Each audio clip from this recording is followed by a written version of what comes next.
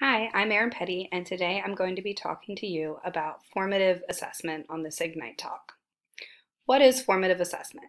Formative assessment answers the question, where are the students now? What do they still need to learn? And how are we going to get there? The goal of formative assessment is to decide on actions needed to further student understanding and improve their learning. Using information from formative assessment is extremely important. The purpose of formative assessment is to gather information to use in adjusting instruction. It allows the teacher to know where students are in their learning and where they need to go next. A really important part of formative assessment is flexibility. You need to understand the two different forms of assessment, which are summative and formative. Summative assessment should be used to show mastery of a learning goal, such as a test or final project. Formative assessment should be used up until that point to guide instruction and show common misconceptions. They should always be aligned to learning. They should be directly related to learning goals. Teachers should use formative assessment to understand what students get and what aspects of learning still need to be addressed. Learning should be considered a journey and not a destination. Formative assessments need to always be diagnostic for students and teachers. They should pinpoint areas of confusion and misconceptions so that teachers can make decisions about what action they need to take. It's not about the score of the assessment, but rather which information is not yet mastered by students. An important part of formative assessment is making learning targets clear. In order for learning to be meaningful for students, the learning targets must be very clear, which means making learning goals and translating them into student-friendly language.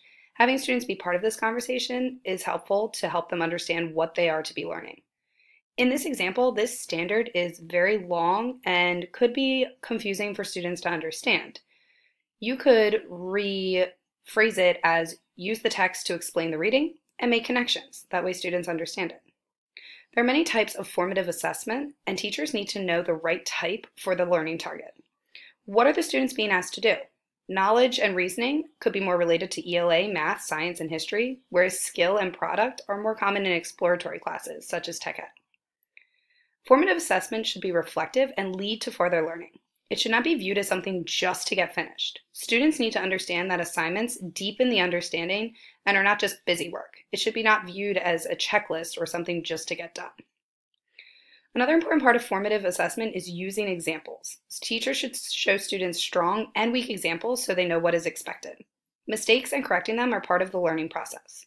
Mistakes should be encouraged to develop a growth mindset among students. Since we have established that formative assessments are part of a learning journey, they do not always need to be graded. A grade signifies success or failure for students. Formative assessments lend themselves more to feedback as a teacher. Effective feedback is difficult for some teachers. Giving students thoughtful and meaningful feedback on their work encourages the learning process. A score on an assignment means very little compared to feedback on what the student did well and what they still need to work on. Feedback should always be directly related to the learning. It should be immediate for students. It should be given during practice activities so that students can correct any misconceptions they have.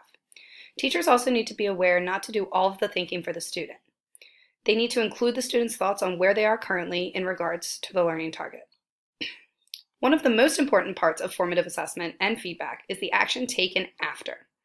Students and teachers should create a plan for action together based on what students still need help understanding. This leads to an ownership of their learning.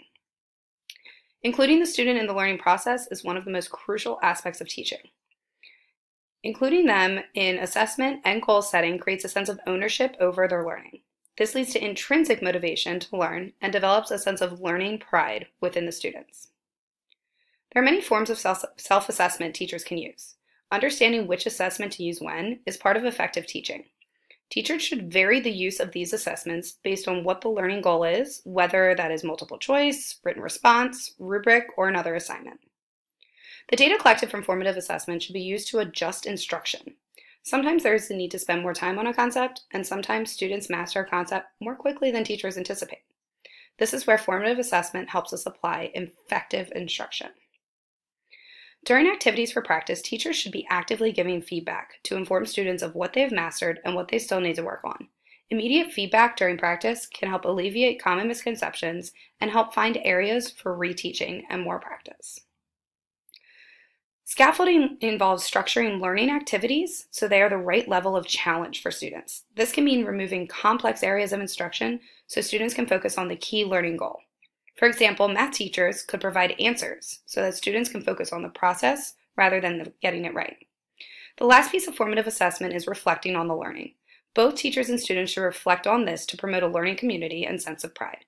It can be done in many ways, but the most important aspect is that it is a way for students to show what they know.